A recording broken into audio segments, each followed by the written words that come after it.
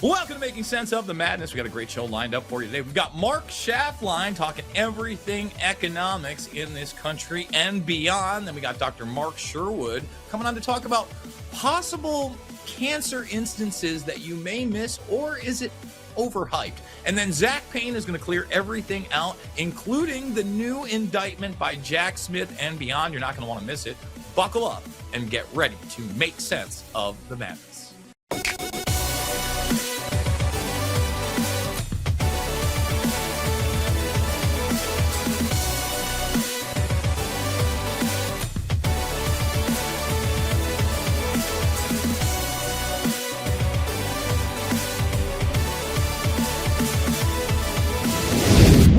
Joined by the host of Election Edge, Mark Schaffline. He is also our economic guru and the CEO of CBMJ. So let's talk economy. Let's talk real estate in particular. Now, I know that you've seen me on the Reawaken America tour. The last one, I was out in Sterling, Michigan, right outside of Detroit. And I got to tell you, I was surprised. From media reports, I thought I was going to be going into a very urban, destitute area. And don't get me wrong, there were certain places that were better than others. But overall, I was shocked at how much of a recovery this has made. And now you are seeing people go into those once abandoned areas and reclaiming real estate, really at maybe the best bargain prices I've seen in any state, especially when you accrue in property taxes and economic opportunity after the fact. Now, I very much come from the world when I was a kid that our first house, my stepfather's father, got at an auction. I think it was somewhere in the $25,000 to $30,000 range, even in upstate New York. Sure, it needed about $5,000, $10,000 of work, but that was a pretty good bargain for a house on a main strip in a main neighborhood. You're seeing even lower prices than that in Detroit. So what are your thoughts? Is this a big investment opportunity for some people? You know, if you know what you're doing and you know the local ins and outs, it could be a good opportunity. I mean, Detroit and the surrounding areas, the city was literally selling houses for $1,000, $2,000.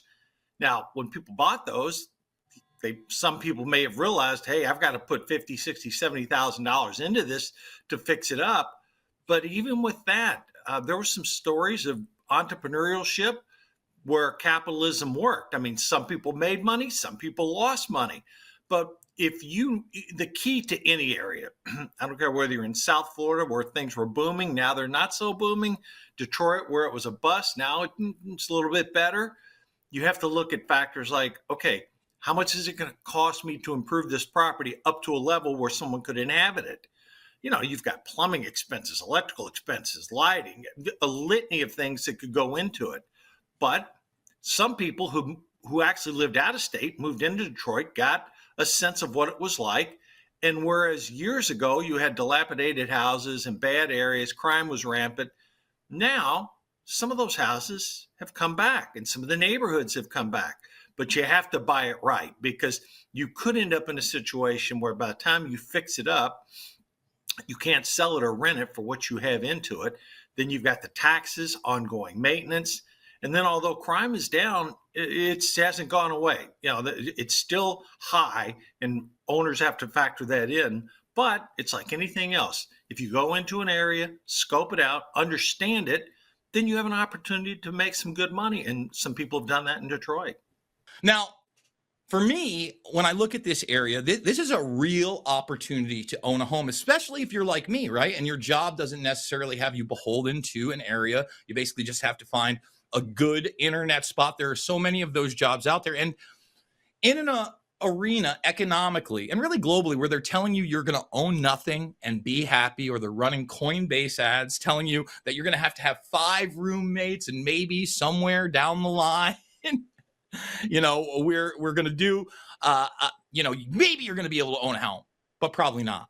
This is a way to own a home, and I'm just saying to people out there, I've never owned a home. I'm almost a 50-year-old man at this point. We're on the road to 50. I'm 45. I got to tell you, after I get the nieces through high school, maybe I am going to want to own a home. And I'm going to be honest, after spending some time in that area, outside of the auto industry, I think it's got some real opportunities.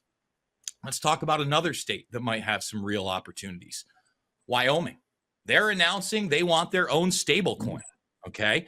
So for those that don't understand what a stable coin is, you have a coin that is really based on either the dollar or another currency that is being traded, and it is a one-to-one basis. The big stable coin right now that most people are aware of is the USDC coin, which is backed by Goldman Sachs and tied to the dollar. It is not the only one, but this would be the first state to, take it in that direction. What are your thoughts on this, Mark? Because look, I'm hesitant with a lot of the digital currency stuff outside of the trading, especially when you get it centralized. That's what this feels like. At the same time, I'm not a Luddite. I'm willing to accept blockchain technology, but this certainly would be the first of its kind. I have a lot of concerns about it.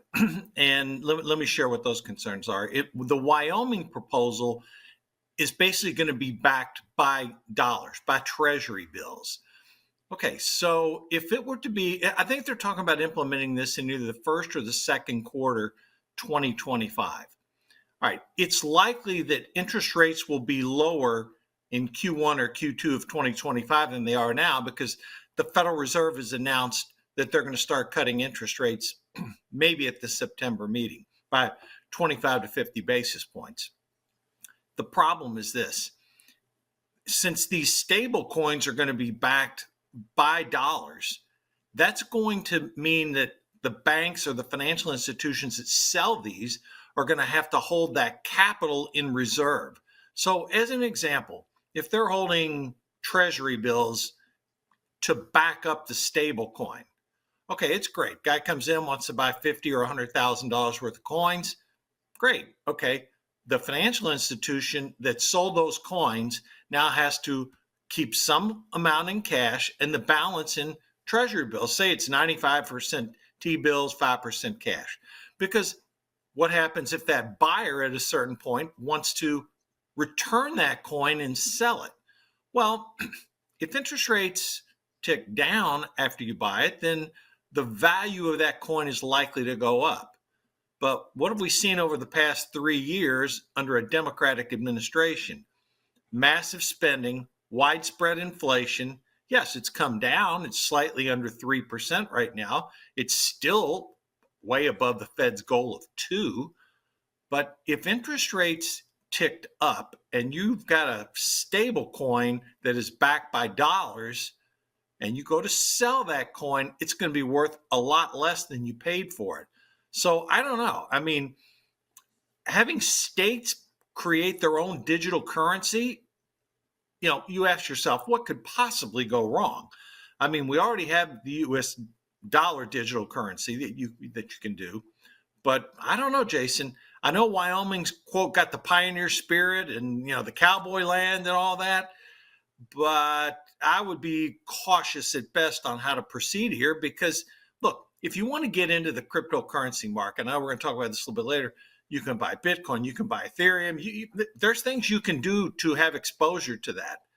I'm just not so sure a state coin is the way to go. But if they put the proper and Mark, by the way, what happens when somebody outside of the state starts investing heavily? And what happens when somebody outside of the country starts investing heavily? It seems nice on the surface, but right. Especially when you're tying, obviously, the government, et cetera, to it, there are definitely some issues, but we're moving in that digital direction. I think that this could be a soft use case for a CBDC type currency that's federal, despite the fact that if Trump gets in, he says it will never happen. And I got to say, now that he has aligned himself a little more with RFK Jr., that's one of RFK Jr.'s better points. He understands the cryptocurrency market. He's been invested in Bitcoin over a decade, et cetera. So, supposedly we're moving away from that. But when I see state coins, I see that slow push, that roll that they want it to be inevitable. Let's kind of go back to that first topic of homes for a second. Now, A lot of people, when they talk about inflation, they don't talk about building supplies, but they should be. I remember very, very early on during the pandemic, all of a sudden lumber doubled, tripled in some cases. And now here we are several years later after the pandemic, and the Home Depot, of all places, in this country, probably the most notable hardware store. I got one around the corner from myself. They're not sure they're going to make it. There is some real concerns after they put out their last quarter's profits. And we've seen these things go badly quickly. Home Depot is like America's store. Anytime I got to do even a small thing, that's where I go. And that's where most of America goes. This is extremely troubling if they can't keep their heads above water even after all those price hikes. Well, let me address one thing here. Okay. I don't think you're suggesting Home Depot is going to go out of business, No. but Home Depot and Lowe's, they're forecasting sales declines of 4 to 5%. Why is this happening? Well, persistently high inflation and high interest rates have had a sort of a calming effect, if you will, on consumers who want to put money into their properties. Listen, with taxes, real estate taxes going up across the country, insurance costs going up massively across the country, and in some cases, California and Florida just downright escalating. It's put really a tightening on a lot of property owners. Think about this. And look, I own property. Okay, so I can speak as an owner here. I'm always having to put in a hot water heater, fix the air conditioning, fix the plumbing, the dishwasher, the dryer, you name it. But if you are trying to do this really for the first time, or you've acquired one, maybe two properties, boy, you already, let's say you're part of that borrowing class that has over $1.2 trillion of credit card debt. How much more are you going to want to be able to finance?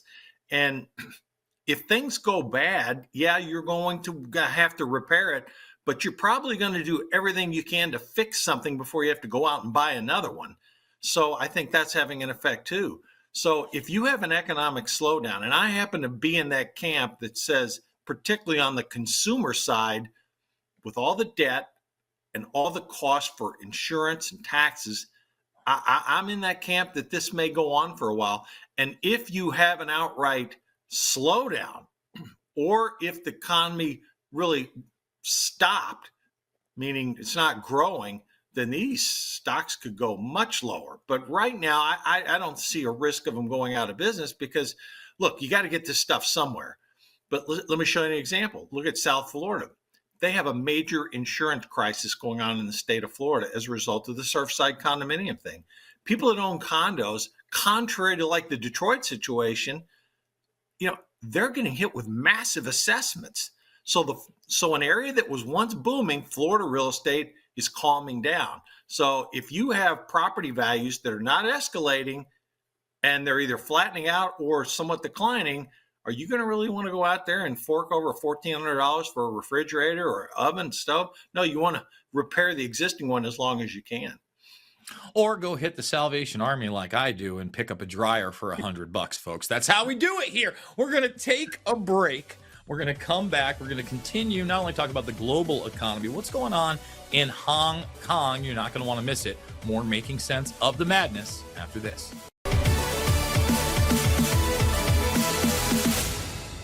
The world is about to shift. Banks are going cashless globally with the emergence of central bank digital currency, which will bring with it programmable money and the ability to turn on or off your purchasing power based on your digital social profile. It's like the equivalent of spyware in your bank account. You need to get out of the system with the world's safest and most precious assets, silver and gold. Call Kirk Elliott Precious Metals at 720-605-3900. That's 720-605-3900.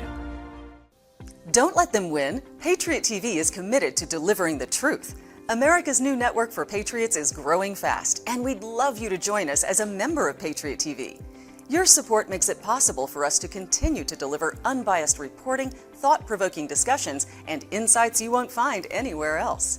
From in-depth interviews to behind-the-scenes footage, Patriot TV brings you closer to the voices shaping our nation's future. Whether it's political developments, cultural shifts, or global affairs, Patriot TV keeps you informed and empowered. As a member of Patriot TV, you'll get perks like personal invitations to exclusive Patriot TV events, where you can gather and network with like-minded Americans.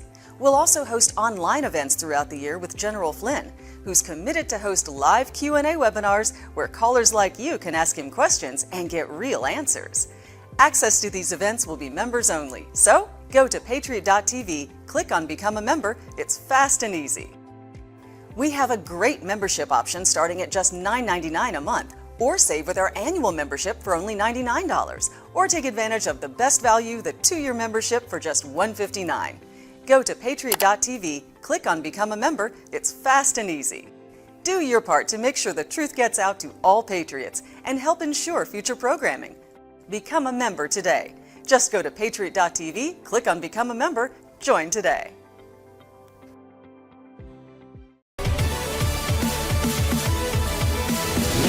And we are back. We are with Mark Schaffline. And this story out of Hong Kong is a bit concerning for me. Now, it's not so much a surprise if you actually have been following this in the geopolitical arena.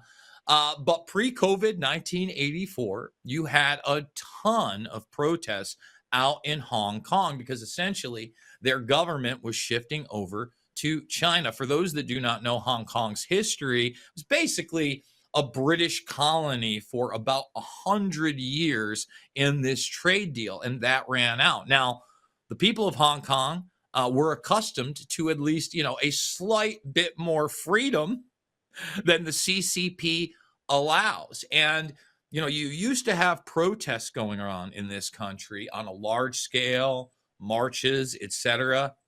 Not a person in the streets. And No. if you do go back all the way back to 2019, again, 5 years ago, plenty of people out in the streets, plenty of civil unrest, hard-handed police tactics, I believe, to get us into the place we are now. And to me, this is a very extensive article. It is very troubling. Oh, it should be troubling because not only when the Chinese Communist Party took over, and effectively, don't kid yourself, they did, there was supposed to be a 50-year window going to 2047 before things were officially handed back to China. Well, we're halfway through that, and the Chinese Communist Party has a virtual lockdown over the city. What does that mean? Well, after those protests, a lot of laws were implemented from China, from the CCP, basically putting harsh penalties in place for people that did protest, anti-government activities, subversion. It was problematic. But what made it even worse, after the Chinese Communist Party put severe restrictions in place to counter those protests, over a period of years, really the last 5 to 6, the legislature, which is now a lot of, let's just say, not necessarily traditional Hong Kongers, if you will, has taken what the Chinese Communist Party did and strengthened those penalties and institutionalized them. So if you're going out to do a protest and you're faced with the possibility of 20 years in prison, knowing at the end of the day that it's not going to lead anywhere, a la Tiananmen Square, do you really want to put yourself at risk for 20 years to life in prison with some of these penalties for staging a government protest? Most people do not. Jason, people don't realize there's 50,000 Americans actually living in Hong Kong.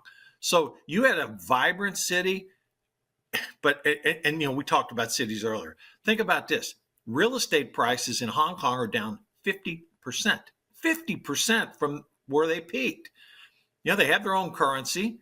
Real estate prices down. Stock market prices, they're down 50% too. So preview of coming attractions, anytime you have a leftist communist regime controlling top-down control over an economy, you're going to have a problem. I mean, let me relate this to what's actually happening in China. Almost 30% of Chinese businesses lose money. And yet, because the Chinese Communist Party is involved in ownership of those businesses, it's like they're zombie companies. They continue to lose money. The CCP props them up. And if something like that happened in Hong Kong, ooh, boy, that'd be a problem. So halfway into this 50-year experiment, still a beautiful city, but economically nothing like it used to be. So let's talk Bitcoin. We've got the seeking of approval through the SEC to index Bitcoin. Now, I got to be honest, I know what the Security Exchange Commission is. I know what the NASDAQ is. The approval for indexing Bitcoin, that's a little bit French to me. Don't exactly understand that. I'm sure you do. What does this mean, Mark? Well, there's two things going on here with Bitcoin. They want to start having to where people can buy and sell options on a basket of cryptocurrencies, Bitcoin, Ethereum, et cetera. Those are the two largest ones. So if you create an index, basically, like, for example, the S&P 500 is a group of 500 stocks, okay? And people can buy and sell the index, or they can buy and sell options on the index, meaning you would buy a call option if you think the price of Bitcoin is going to go up. You would buy a put option if you think the price of Bitcoin is going to go down. So creating that index of cryptocurrencies within the index, and in this case, Bitcoin would be the predominant one. It'd sort of be like if you built an index and had Apple, Google, Microsoft, NVIDIA in it, then those four stocks are going to have greater weighting in the index. So if you take an index, create an index like with Bitcoin, Ethereum, there could be a handful of other smaller coins in there, but Bitcoin will dominate that index. It might account for 60, 65% of the total value of the index, but it'll be marketed as a cryptocurrency index. Then what broker dealers can do is they can make money by either selling puts or calls, and investors can make or lose money based upon that. So I think this is a normal progression. I don't see any harm in it at this point.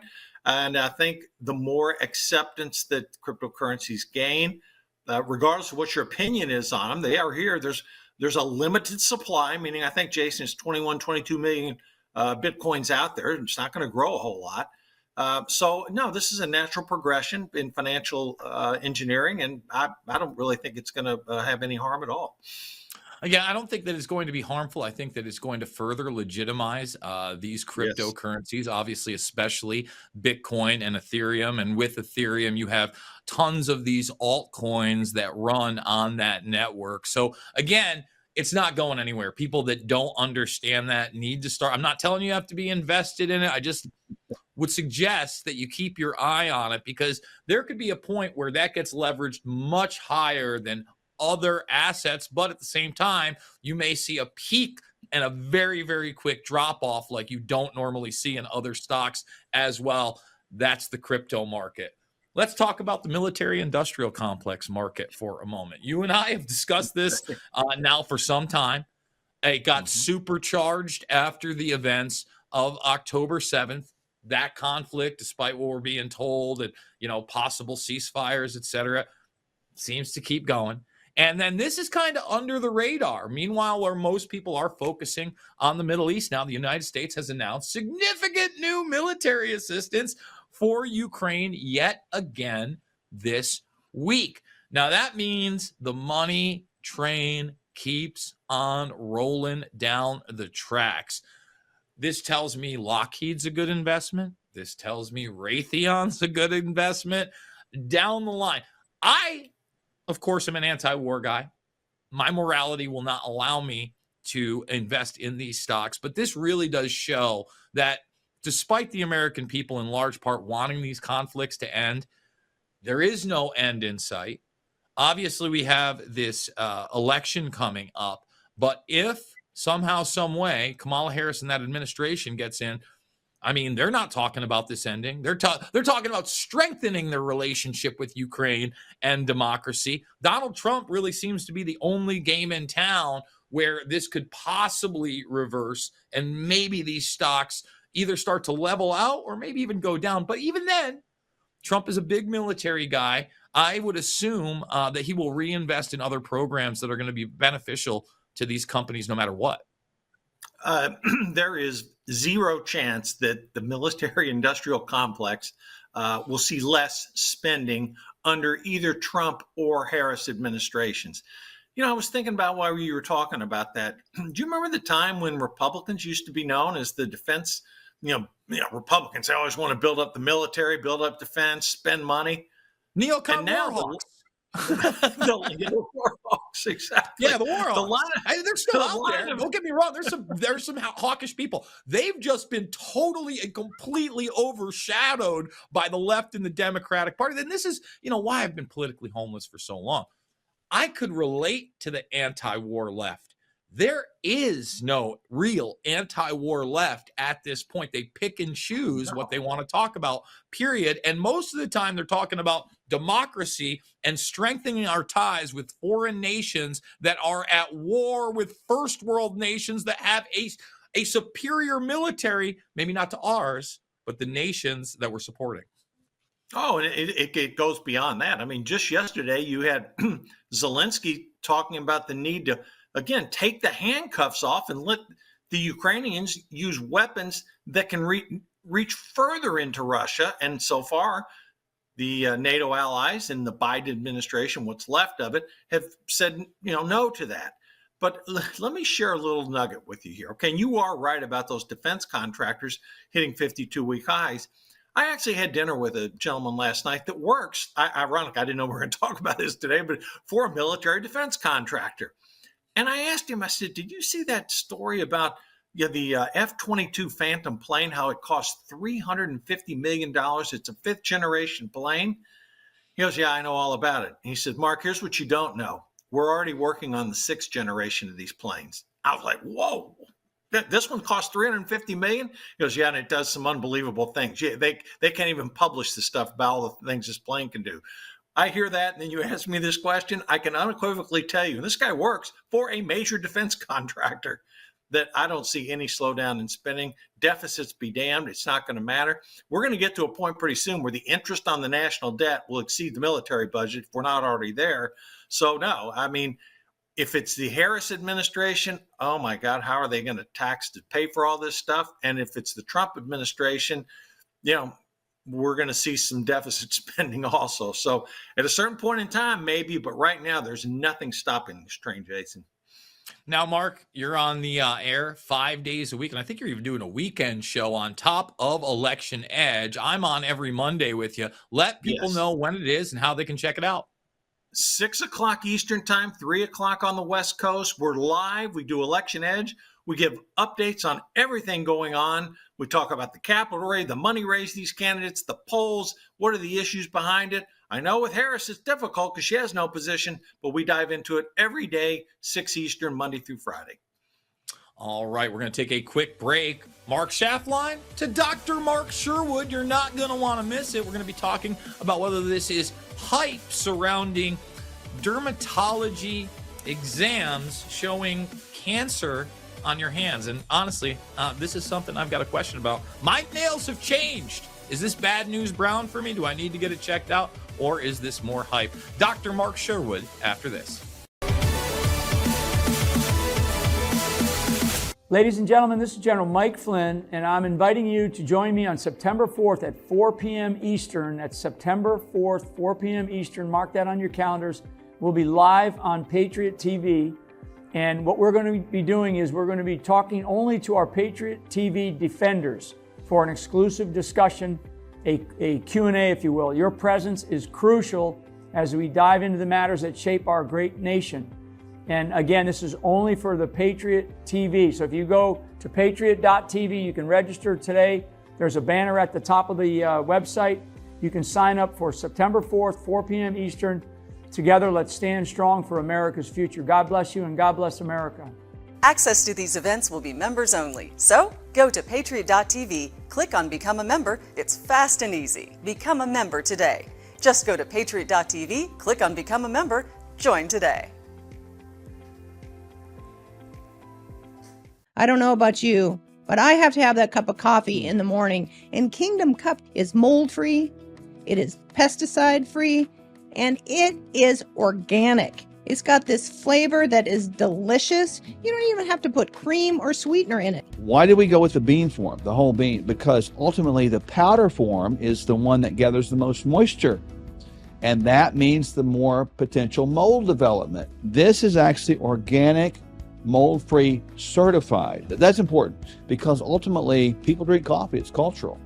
And so we tried to meet the culture where it is and create a healthy alternative. Make the healthy choice for you and your family. Try mold-free, pesticide-free, and it's organic. Delicious Kingdom Cup coffee. And it's available now at the Patriot TV store. Go to patriot.tv and click on store. You'll find Kingdom Cup coffee in the health and wellness section. Order Kingdom Cup coffee at the Patriot TV store now.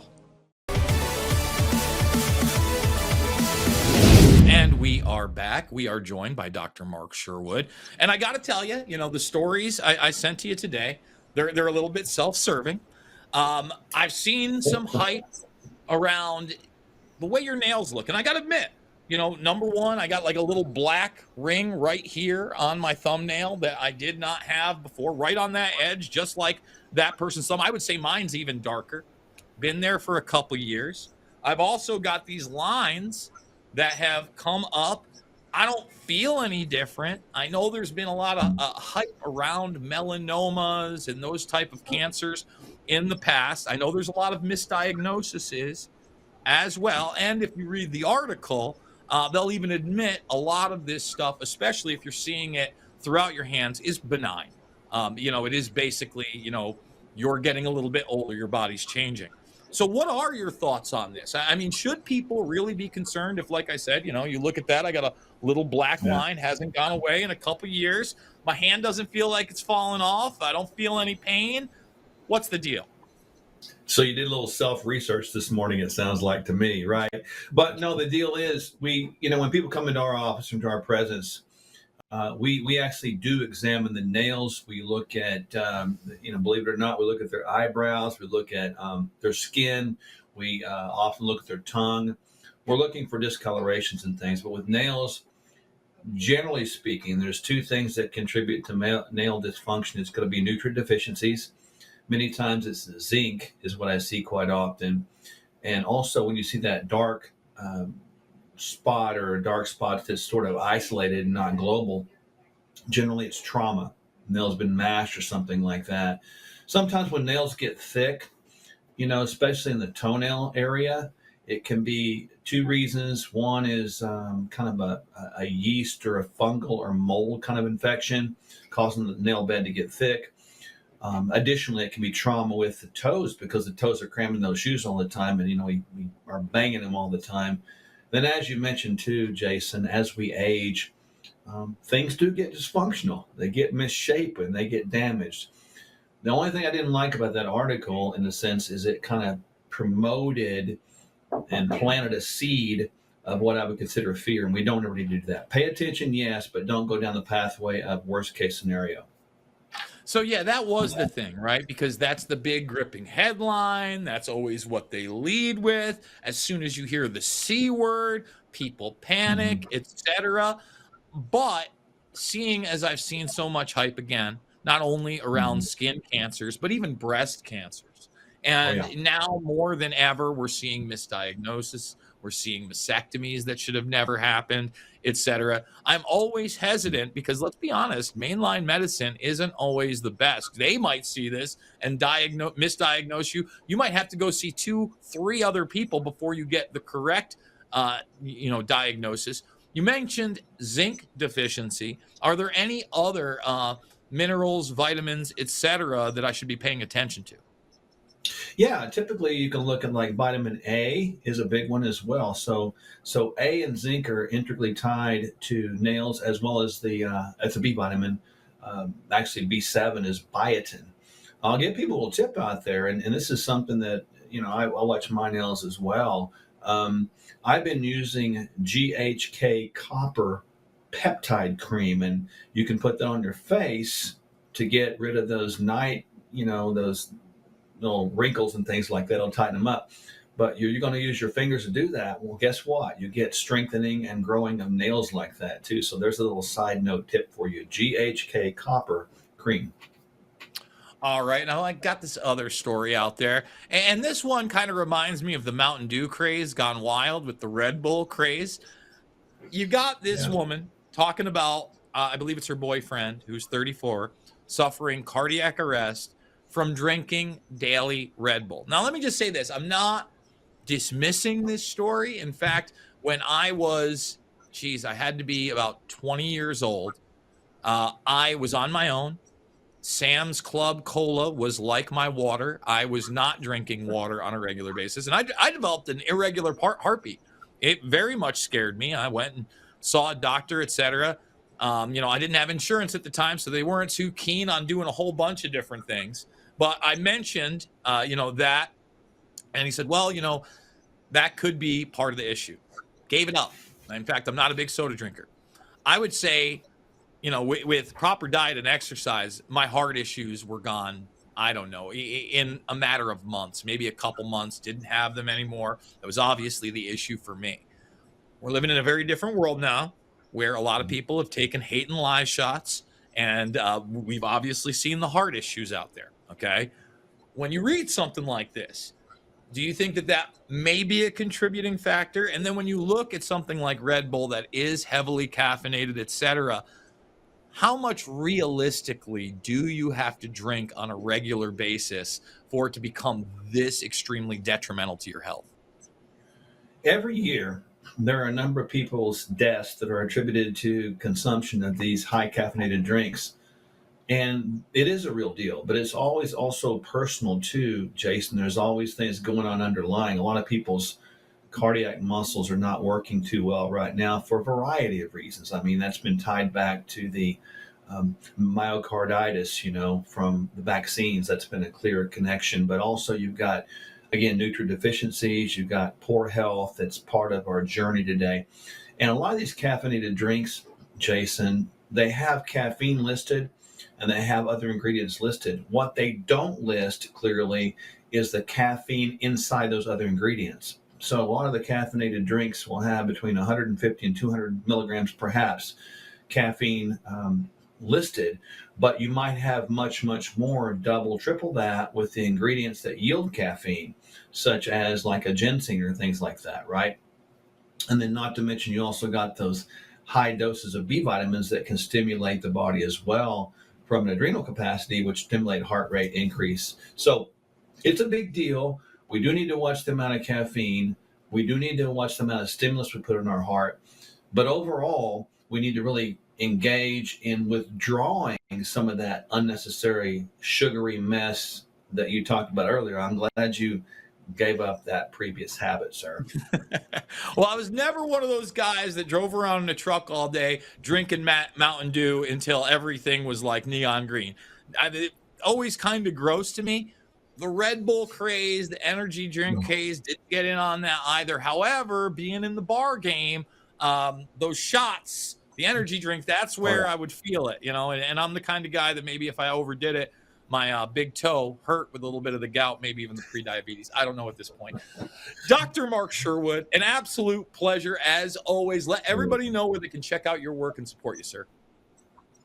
Well, they can find us at Sherwood.tv, of course, Jason, where we're able to, get them hooked up into our patient base if they choose to. There's a lot of resources on that they can have. And certainly they can also check out our show furthermore right here on Patriot TV that airs on Saturday and Sunday every week. So just always appreciate you and what you do. Keep an eye on those nails and keep the sodas out of your life. I love you, Mark. Final segment coming up. Hours fly by. Zach Payne coming on the program to talk about this new Jack Smith indictment and beyond. You're not going to want to miss it. More Making Sense of the Madness after this.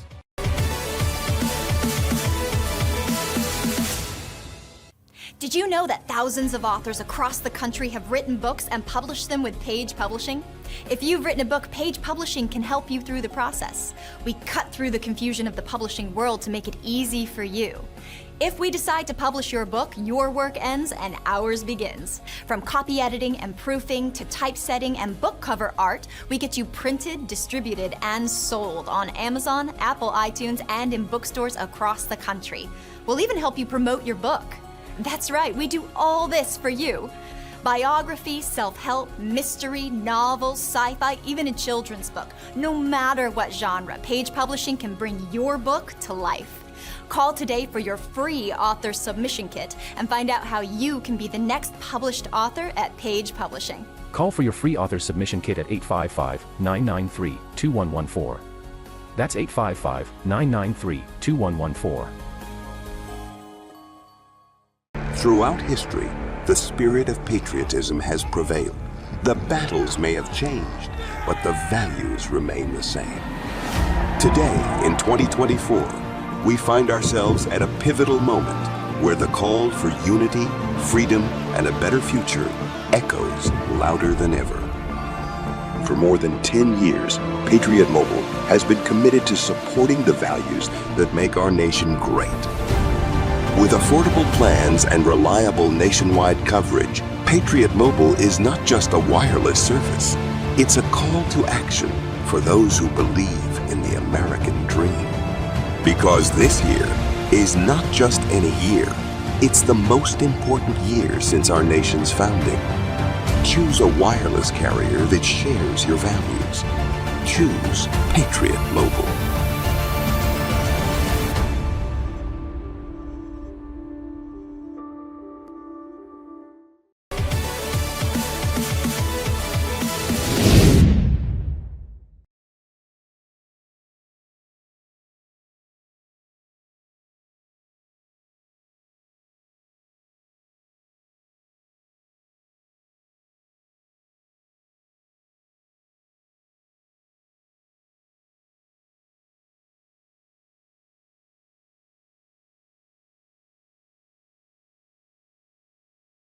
And we are now joined by Zach Payne, Red Pill 78. Some of you may know him by.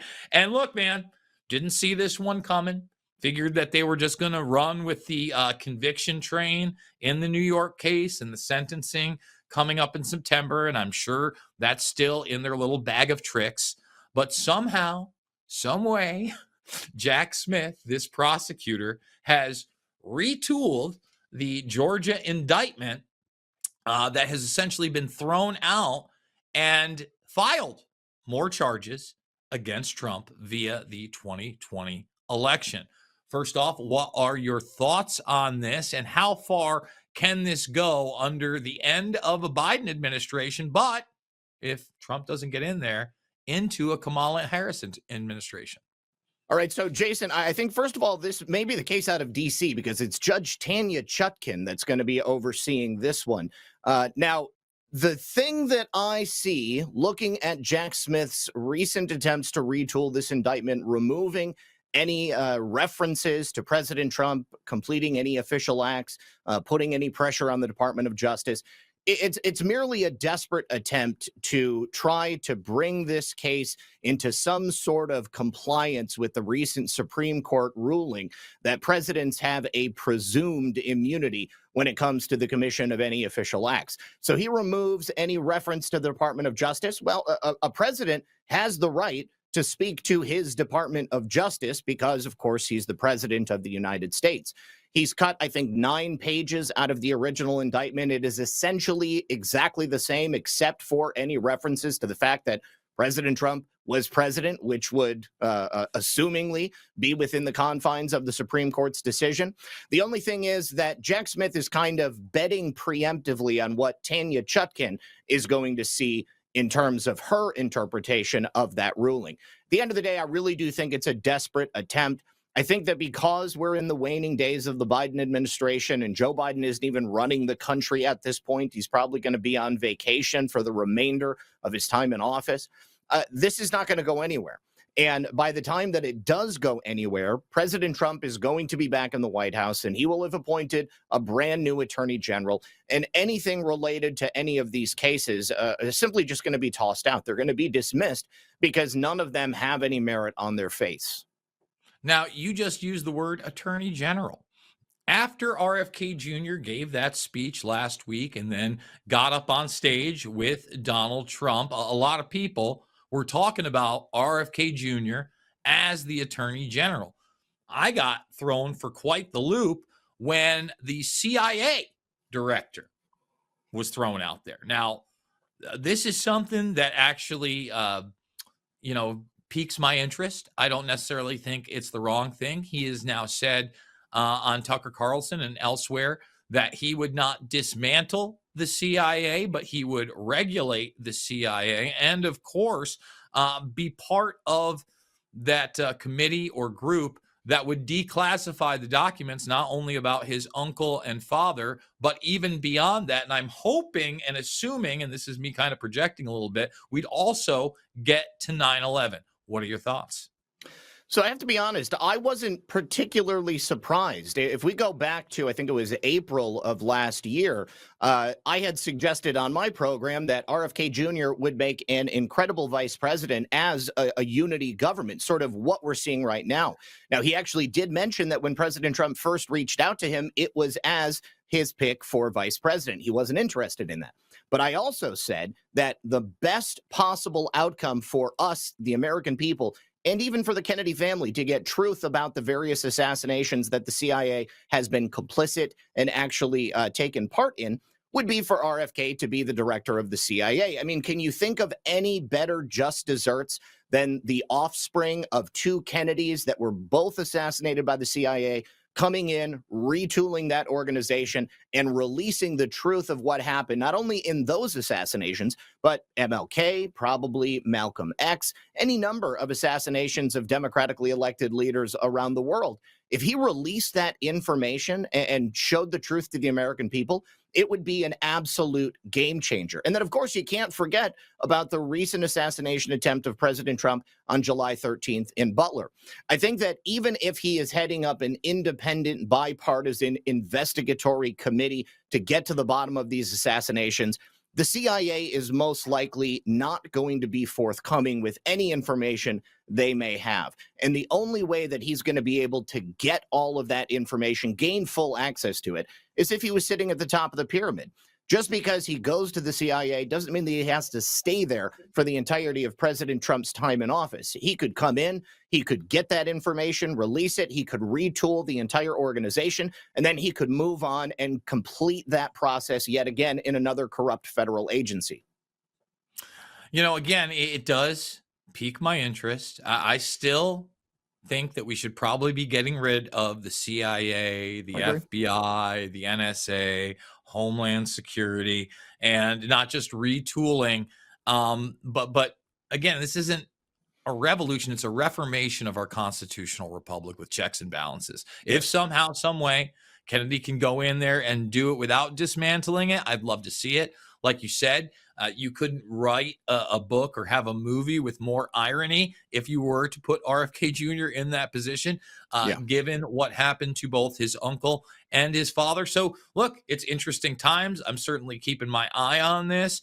And I think this makes Kennedy, in a lot of respects, as much of, if not more of a target than even Trump. Maybe something happens to him. It's yet another message to Donald Trump. So we're hoping that none of that happens, that obviously we get to a free and fair election in November, and then we can start cleaning house in January, if at all possible.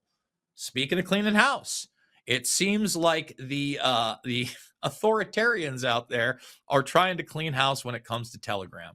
Now, I've never been huge on Telegram. However, I got to tell you, when I look at social media, this is one of the more free platforms out there. I would say it largely supersedes Twitter, despite the narratives that we have surrounding it. It just doesn't happen to be USA centric, and it has never been promoted as USA centric. It's really been used in Europe primarily. That being said, this person was just arrested in Paris by French authorities, supposedly colluding in drug running and child pornography.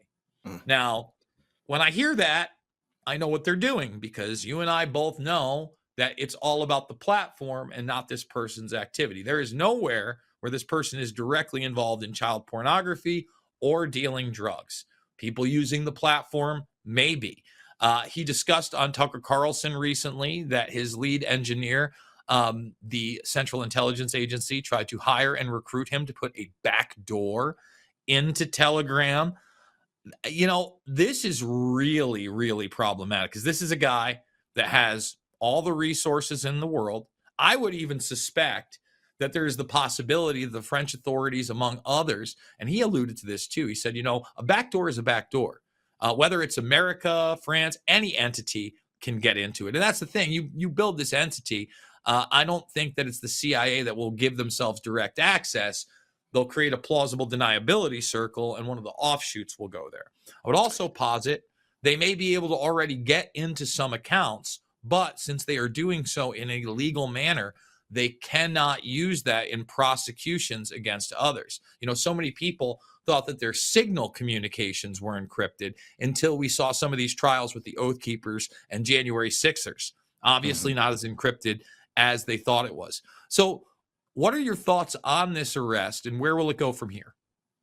So my thoughts are very similar to yours. I mean, this is just a power move by the Intel apparatus to gain access and control of Telegram. Telegram has a special place in my heart because when I was deleted from YouTube and then Twitter almost immediately thereafter, I was able to go to Telegram in essentially a free speech centric environment and to share my work, to maintain a connection to my audience. I still have about 50,000 followers there on Telegram, and we use it every single day.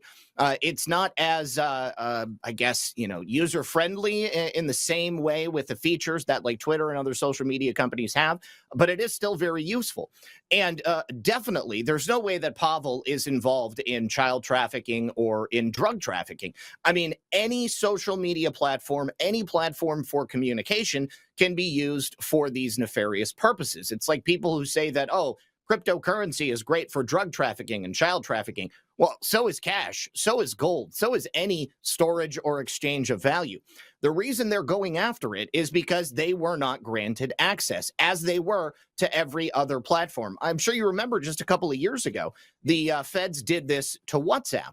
They went after WhatsApp, said that WhatsApp is a major platform for child traffickers, and they busted a couple of people, and they gained backdoor access. They love to do this. They want to have access to your communications in whatever way they possibly can, and they would probably end up selling OEM rights to it to their Intel partners around the world so that they're not the ones who are directly accessing. They're having their proxies do it, and then they can go ahead and just get the information from them. It's a lot like what they did with Donald Trump, having MI5 set up President Trump and then using that information to create a circular sort of investigation back here in the U.S. And let's be abundantly clear. The major platforms to this day, if you go on them, people are selling drugs. I can go on Facebook Marketplace right now. I am on the border of Illinois. Obviously, marijuana is legal in Illinois, not in Iowa. Yes, there are marijuana sales, but then you have mushroom sales as well. I'll be honest, never seen a plate of cocaine or the heroin needles, but I'm certainly seen the mushrooms and shows up all. And by the way, guys, I'm not making those purchases on Marketplace. They're still showing up in my feed. Yeah. Same thing with Instagram. Same thing. And believe me, it's happening on Telegram too. But when you look at Twitter, also happening. If they want to go after these people, those accounts exist. They can start an investigation. They can interact with the individuals. They can set up a spot where they make the purchase. All of a sudden, you have a case. They do not need backdoor access. In fact, with that case you start, if you are leveraging somebody that is low level, you can gain access to their account by a plea deal with them where they give you their username and password so you can get in. That is the proper way to do things. Not the government gets to go into social media whenever they want and look at private communications. Unfortunately, we have a system, especially here in the West, where that has been the case covertly for some time. A lot of people, again, think that that revelation came through Edward Snowden and the Five Eyes. But I would really implore people to look pre-9/11 at what was happening in this country with Norris Insight Systems and the NSA, where they were then pre-9/11 taking all of our communications in bulk. In fact, we've had people like, I believe it was Michael Hayden, get up there under oath, lie about these programs, and then all of a sudden the statute of limitations is up, and this person is not only off, he gets paraded out by the opposition party as somebody that is able to criticize Donald Trump. I believe he was one of the 50 people He was that signed the James go Clapper ahead. too. Yeah. Yeah. You know what? Yeah. I might be wrong. It might not be Hayden. It might be Clapper that lied under oath. They're both minions with that bald head and those glasses. They look so damn similar. I mean, those guys are mirror images of tyranny. Just saying. We got about 2 minutes left in the broadcast. What should we be paying attention to, and where can people find your work, brother? So I've been digging deep into the mysterious sinking of a yacht off the coast of Sicily. That was the location where a British billionaire who had just beat like a decade-long case by the DOJ for wire fraud and conspiracy. He had just made them look really bad. He also took HP for like $8.8 billion. But he, his entire legal team, his daughter, and a number of people were there celebrating. Also, the international cash director for Morgan Stanley was also there, and he also died. That's a fascinating case. Definitely check it out. It's on my channel. But you can find me Monday through Thursday at 5 p.m. Eastern on my channel, Red Pill 78, on Rumble and many other platforms. Also on X, Truth Social. And then Fridays and Saturdays at 9 p.m. Eastern, I have a live show where I do call-ins and interview awesome people like yourself, Jason. Zach, it is a pleasure as always. And folks, it is a pleasure to have you watch this show 5 days a week right here on Patriot.tv, where the truth lives. I would encourage people out there, if they can, become a Patriot Defender. Support this broadcast and this network that doesn't tell me what to say, doesn't tell me what to do, and allows me to interview people not only like Zach Payne, but ex-members of Congress, state senators, authors, insiders. I'm very lucky to have this position. I am very lucky to have you watch this program that is not about left and right. It is always about right and wrong. I absolutely love you guys, and we'll see you later in the week on the flip side.